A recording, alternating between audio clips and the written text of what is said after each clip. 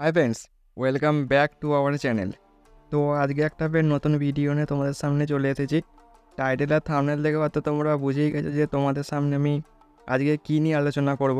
হ্যাঁ, তোমরা ঠিকই শুনেছো যে তোমরা যাদের এখনও পর্যন্ত বেকার আছো, কথাটা বলতে খারাপ লাগলেও কিন্তু এটাই বাস্তব। যারা এখনও পর্যন্ত কোনো চাকরি বাকরি পাচ্ছ না, তাদের কিন্তু সবারই 1,500 টাকা করে ব্যাঙ্ক অ্যাকাউন্টে ঢুকবে।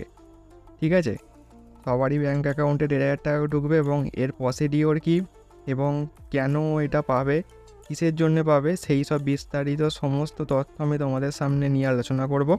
ঠিক আছে, চলো বেশি দেরি না করে আজকের ভিডিওটা শুরু করছি। যদি চ্যানেলে নতুন হয়ে থাকো তাহলে অবশ্যই আমার চ্যানেলটিকে সাবস্ক্রাইব করো আর পাশে থাকা বেল আইকনটিকে বাজিয়ে দিও, যাতে সমস্ত ভিডিও নোটিফিকেশন সবার আগে তোমাদের সামনে পৌঁছে যায়।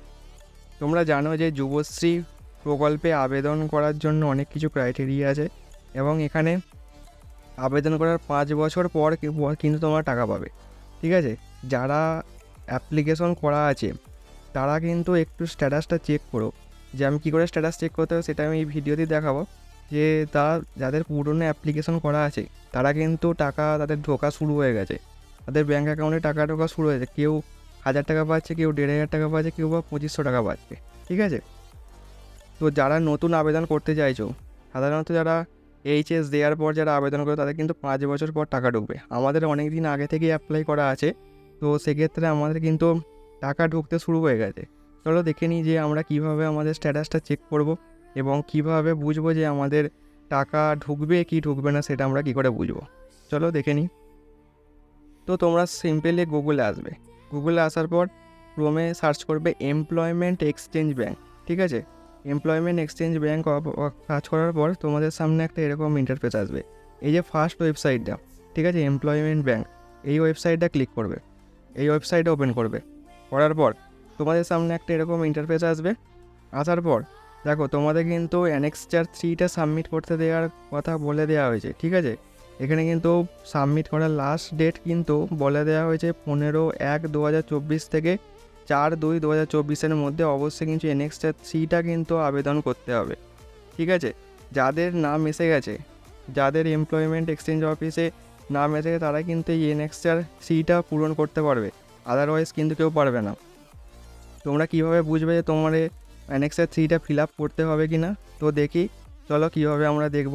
এটা কিন্তু মনে রাখো যে লাস্ট ডেট কিন্তু যাদের নাম এসে গেছে তারা কিন্তু লাস্ট ডেট কিন্তু 15/1 থেকে 4/2/2024 পর্যন্ত। ঠিক আছে, ফেব্রুয়ারি মাসে 4 তারিখ পর্যন্ত তোমাদের কিন্তু ডেট আছে। তো তোমরা কীভাবে চেক করবে? জাস্ট ওপরে আসবে, একটু সামান্য ওপরে দেখবে এখানে দেওয়া আছে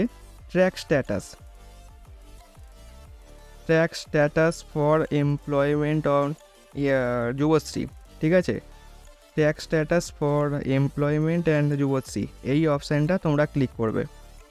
সিম্পলি এটা ক্লিক করবে। করার পর দেখো তোমাদের সামনে এরকম একটা ইন্টারফেস আসবে।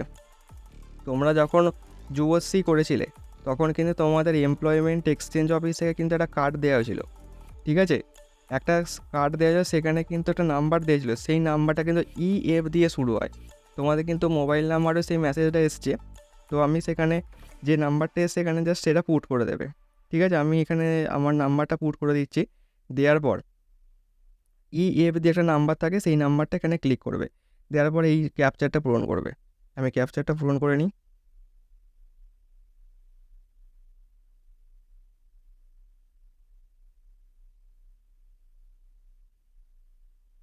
দেওয়ার পরে আমি সাবমিট করবো জাস্ট। সাবমিট করার পর এটাই হচ্ছে আসল জিনিস।